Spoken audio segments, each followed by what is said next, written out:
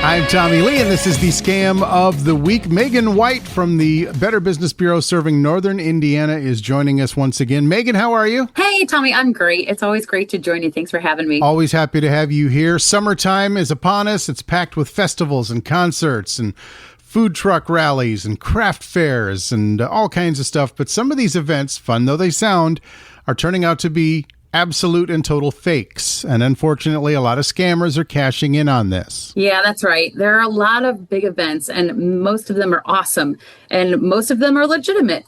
But scammers also know that this is a perfect chance to trick people. So they usually use limited time offers, flashy ads, and online only tickets. And it's easy to get caught up in the excitement and miss the warning signs of these phony events. Absolutely. All right. So let's start with how the scammers pull this off. Yeah, most of these scams will start online, and you're usually scrolling through social media, and you'll come across an event page or a website promoting a concert or a festival or a pop-up market. And like I said, most of these events are legitimate, but it is possible that it could be fake. So the phony posts will look legitimate. They'll have professional photos, logos, and even a fun description. Some say it's a new event or a one-day only experience to try to create pressure for you to buy fast. But when people click the link, they're sent to a fake ticket page asking for payment. And with a scam like this, either the event doesn't exist at all, or the tickets are fake, and people show up expecting a great time and instead find an empty venue or just find out that their ticket wasn't real and they can't get into the event. And now the damage isn't just monetary, correct? That's correct, yeah. It's not only about the heartbreak of losing the money and missing out on the event you were looking forward to. These fake sites often ask for your full name. They'll ask for an email and a phone number and your credit card or banking information. So that information can actually be used by the scammer to commit identity theft or more fraud later on. Okay, so how do we identify these? What's the best way to tell if an event is real or if it's a scam, a fake event? Yeah, that's a great question. So there are a few easy steps that can help keep you safe before buying any tickets. First, you want to do your research.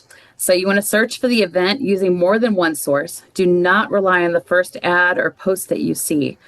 Check to see if it's on the venue's official website. You can also call the venue to confirm that that event is actually happening.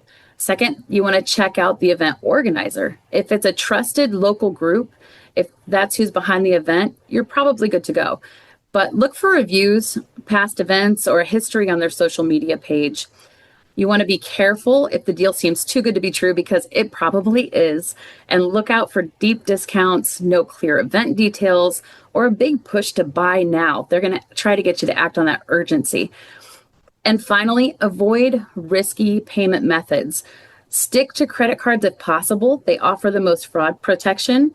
And scammers love peer-to-peer apps like Cash App, Zelle, or Venmo, because once the money is paid out through there, it's almost impossible to get it back. Yeah, and we always say use the credit cards because it's easier for a credit card company to track it and get your money back than even using your debit card for your bank.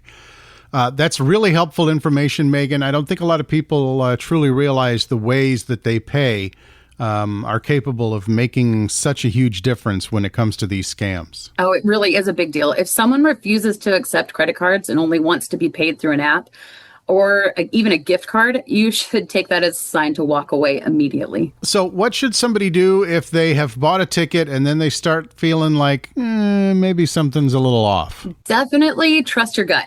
If you think that you've been scammed, make sure that you take the time to report it to BBB Scam Tracker at bbb.org/scam tracker. And you can report it to help others. And if you lost money, contact your bank or your credit card company right away. They might be able to help you recover anything that you've lost. And then you also want to make sure that you file a report with the Federal Trade Commission at reportfraud.ftc.gov. Megan, really useful info as always. And these fake events are happening all the time. They're getting more common and they're also really hard to spot. So thank you so much. Anytime, whether it's a summer concert, food truck party, or a craft fair, just make sure that it comes from a trusted source. So the real events have real details, contact info, and are backed by legitimate organizers. Absolutely. Do your own homework, as we always say. Do do the research, make sure you're not getting scammed. You've heard the tips, so make sure you check before you click, pay with care, and don't let the scammers ruin your summer, because summer is here to be enjoyed. Megan, always a pleasure. Until next time, thank you so much for joining us on the Scam of the Week. Thank you, Tommie. Have a good one. Podcasts by Federated Media.